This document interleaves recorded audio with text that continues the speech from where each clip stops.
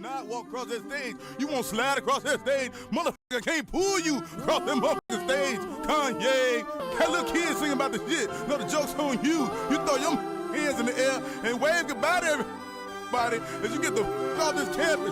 What the you gonna do now? All right, folks, welcome back. In the next two videos, I'm going to talk to you about a fairly unique debate.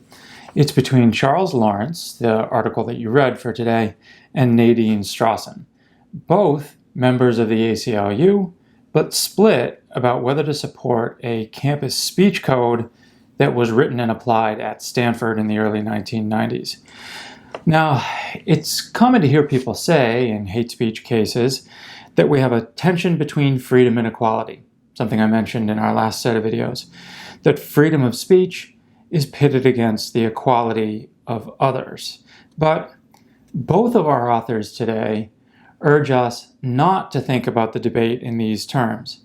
They don't want us to think about freedom and equality as being locked in some sort of death struggle with each other, where gaining some of one will necessarily entail losing some of the other. Indeed, as I said, these articles are a debate between two ACLU members, both members of an organization that pursues free speech and the eradication of racial discrimination, equality. In other words, equal civil rights and liberties in both ways.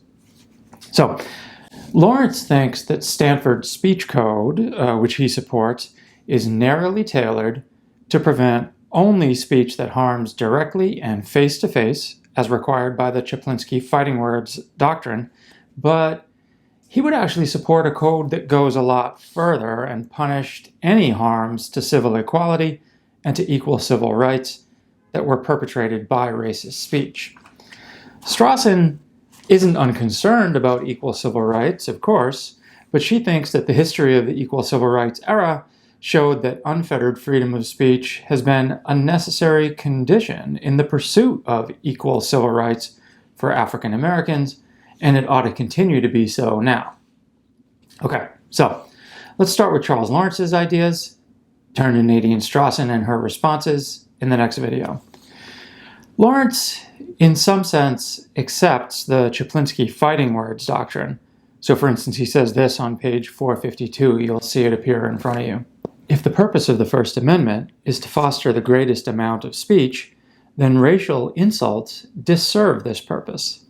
Assaultive racist speech functions as a preemptive strike. The racial invective is experienced as a blow, not a proffered idea, and once the blow is struck, it is unlikely that dialogue will follow. Racial insults are undeserving of First Amendment protection because the perpetrator's intention is not to discover truth or initiate dialogue, but to injure the victim. But in the end, Lawrence wants to go well beyond Chaplinsky. He adopts what we're calling the democratic speech argument. He asks something very similar to the question that McKinnon posed, actually. What should it matter if some example of speech is part of an exposition of ideas, if the ideas in question would take aim at the equal civil rights of our fellow citizens? Sure, he says, stop racial epithets when they're nothing but harmful invective, when they're fighting words, but do more when they do more. And the more that he thinks racist speech can do is harm the democratic equality of African Americans in particular. So he says this on 438 to 439. Every individual is presumptively entitled to be treated by the organized society as a respected, responsible, and participating member. Furthermore, we must dismantle any societal practices that treat people as members of an inferior or dependent caste, as unworthy to participate in the larger community. Notice his focus on the word participate here. Democratic participation, participation in society. These are the things that he thinks sometimes need to be protected from speech, not the other way around. Because he says hate speech does more than just injure, like a fighting word.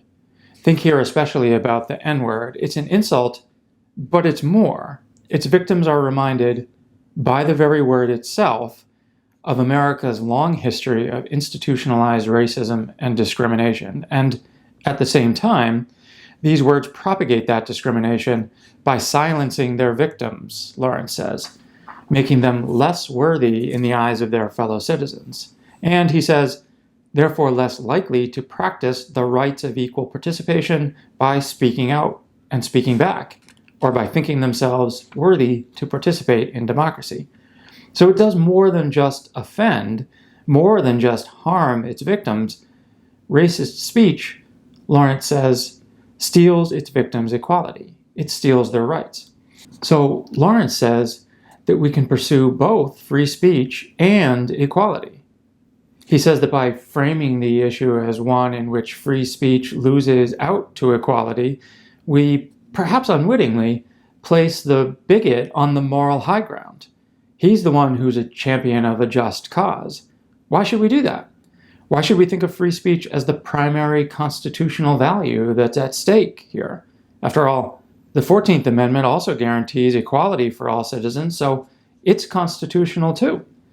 Why do we think otherwise, always talking as if free speech is the more important value? Well, for Lawrence, it's because of a sort of ingrained racial bias. The language we use assumes that the First Amendment is the normal amendment for all citizens, while the 14th Amendment is a special amendment just for African Americans. He thinks that's become so ingrained that we just don't listen to the claims of African Americans anymore that they are being injured. Indeed, that hate speech steals their rights. The majority just responds, yeah, sorry, free speech trumps everything else. But Lawrence says that even the Supreme Court itself has long recognized that the democratic egalitarian principle of equal citizenship requires us to dismantle any societal practices that treat people as members of an inferior or a dependent group, anything that treats people as unworthy to participate in the larger community.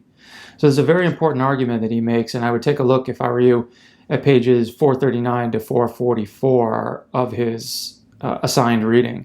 I'll tell you a little bit about a few of the arguments he makes, but there's just so much more to it.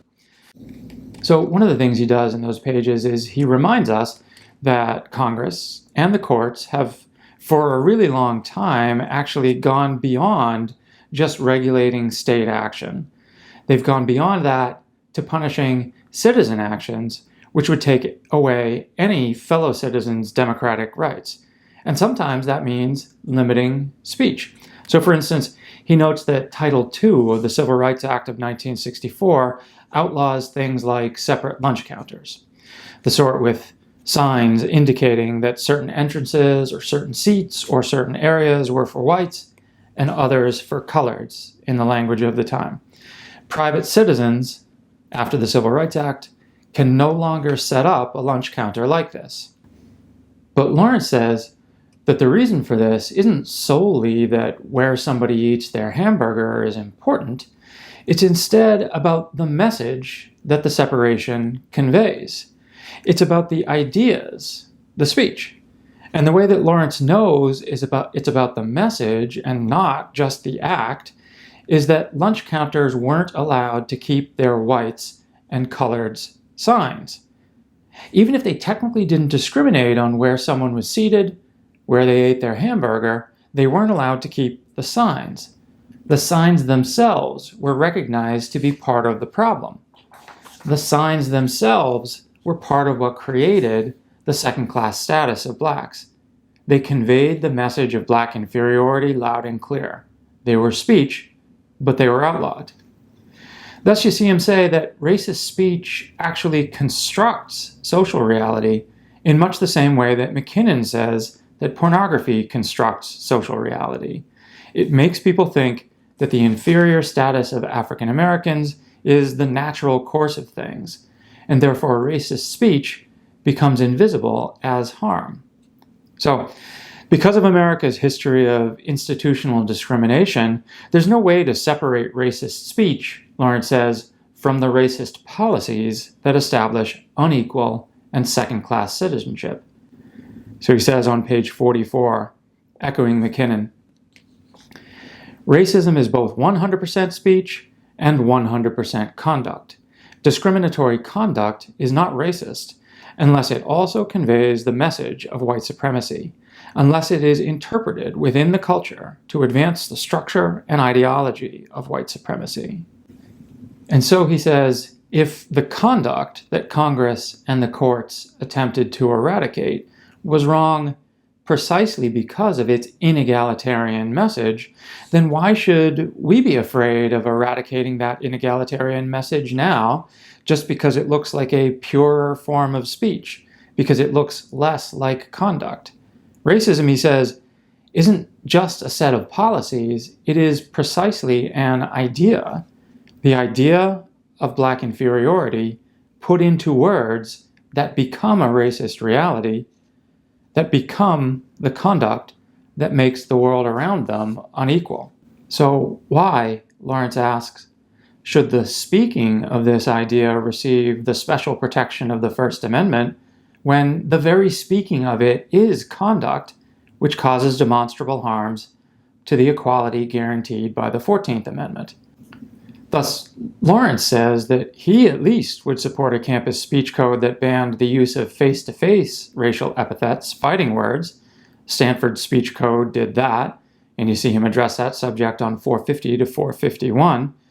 But he would also support a much more extensive code, as long as a more extensive code protects classroom speech so that between you and I in the classroom, we could still talk about racism and hateful words and analyze them.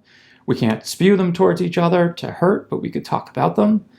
But Lawrence says, as long as it protects classroom speech and the examination of ideas, then he would go well beyond the Chaplinsky fighting words doctrine to target that type of speech, which is intimately and integrally connected with the racist policies and practices to which it helped to give rise. Nadine Strossen responds to this.